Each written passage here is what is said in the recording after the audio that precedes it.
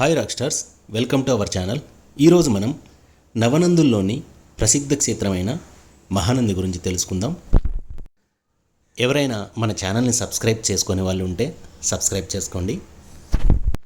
ఇక్కడ మీరు ఈ ఆలయ ఆర్చి మధ్యలో ఉన్నటువంటి గోమాతను పరిశీలిస్తే ఈ ఆలయానికి గోమాతకు ఉన్న ప్రాధాన్యత అర్థమవుతుంది. ఈ ప్రాంతాన్ని నందరాజు పరిపాలించేవాడు. నందరాజు పరమేశ్వర భక్తుడు. నిత్యము శివలింగార్చన చేయనిదే పచ్చి నీరు కూడా ముట్టని పరమ నిష్ఠాపరుడు. అతను ప్రతినిత్యం గోక్షీరంతో శివాభిషేకం చేసేవాడు. అందుకే ప్రత్యేకంగా ఆవుల మందను పోషించేవాడు. అన్ని ఆవులలోనూ ఓ కపిలక్షీరము ప్రత్యేకంగా అభిషేకానికి వినియోగించేవాడు. గోపాలుడు ఆవులను మేపుకొని సాయంకాలానికి గోక్షీరములు రాజప్రసాదంలో అందించి తిరిగి ఇంటికి వెళ్ళేవాడు. ఒకరోజు సాయంకాలం అడవి నుండి తిరిగి వచ్చిన గోపాలుడు పాలకై వదిలిన దూడను తన్నినది. పాలు తీయటకు వెళ్ళిన గోపాలుని తన్నినది. పాలేమైనవే అర్థం కాని గోపాలుడు ఆవేదనతో విషయం నందరాజుకు విన్నవించాడు. వ్రతభంగానికి రాజు చింతించాడు. మరుసటి రోజు యథాప్రకారమే అయినది. మూడవ రోజున అంతే జరిగినది. రాజునకు కోపం వచ్చి గోపాలుని శిక్షించలేక వ్రతభంగమునకు ఓర్వలేక గోపాలుని కఠినంగా శాసించాడు.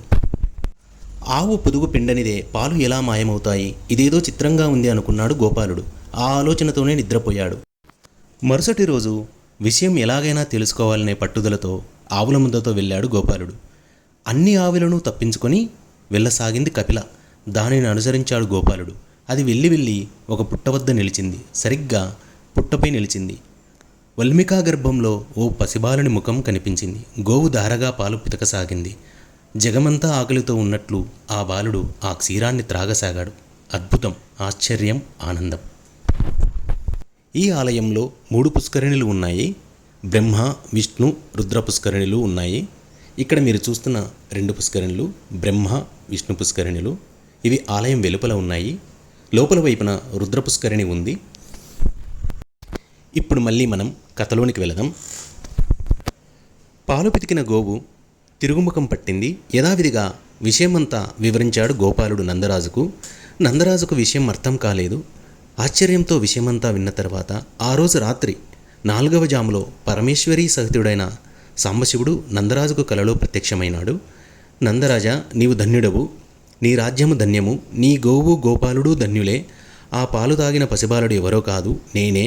నిన్ను నీ రాజ్యాన్ని అనుగ్రహించడానికే వచ్చాను. ఆ పుట్ట ఉన్న చోటే నాకొక ఆలయాన్ని నిర్మించు. అక్కడే ఒక కోనేరు త్రవ్వించు. నా దేవి గంగాభవాని నీ రాజ్యాన్ని సస్యశ్యామలం చేస్తుంది అనగానే రాజుకు వెంటనే మెలకువ వచ్చింది. మరుసటి రోజు నిత్య పూజలు నిర్వహించి రాజు కూడా గోపాలుని వెంట వెళ్ళాడు. సాయంకాలం దాకా కాచుకుని గోపాలుడు నందరాజు కపిలను అనుసరించారు. అద్భుతమైన ఆ దృశ్యాన్ని చూసిన రాజు ముందుకు కదిలాడు. ముందుకు వస్తున్న రాజును చూసి కపిల భయంతో అడుగు వేసింది. ఆ అడుగు పుట్టపై పడింది. ఇక్కడ మీరు చూస్తున్నది రుద్రకోనేరు. మళ్ళీ మనం కథలోకి వెళ్దాం. రాజు తన తొందరపాటుకు నొచ్చుకున్నాడు. తిరిగి తన రాజ్యానికి వచ్చి వాస్తు ప్రవీణులైన శిల్పులను పిలిపించి ఆలయ నిర్మాణాన్ని కొనసాగించాడు. సమీపంలోనే కోనేరు త్రవ్వించాడు. ఆ పుట్టలో వెలిసి ఉన్న శివలింగ రూపుడు మహానందీశ్వరుడు. ఆ క్షేత్రమే మహానంది దివ్యక్షేత్రము.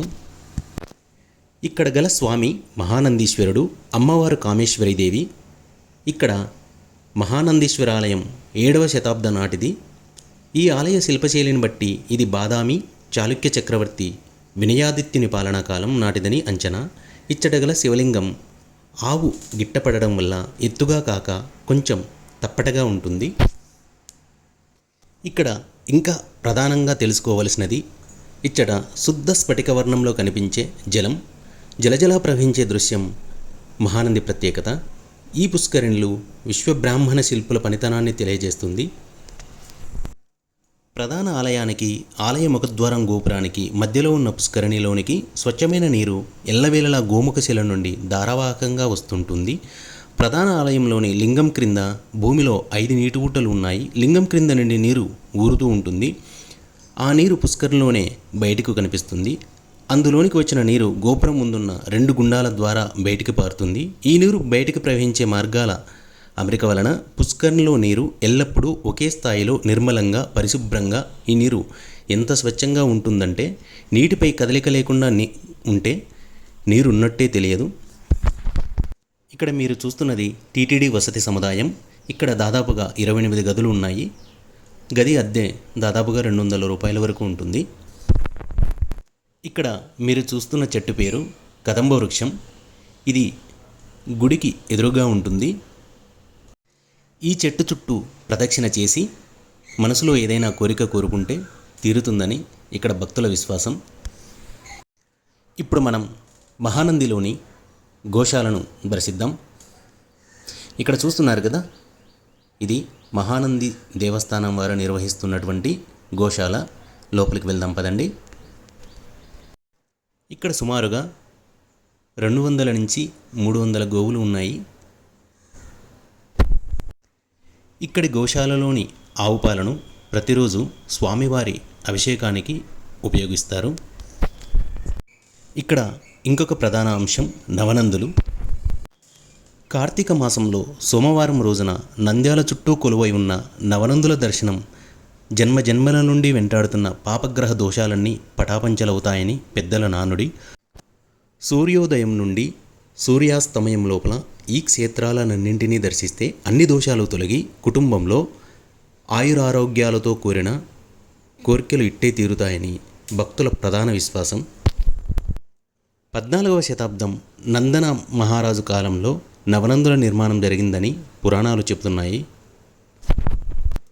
మహానంది, శివనంది, వినాయకనంది, సోమనంది, ప్రథమనంది, గరుడనంది, సూర్యనంది, కృష్ణనంది, నాగనంది, వీటినే నవనందులు అంటారు.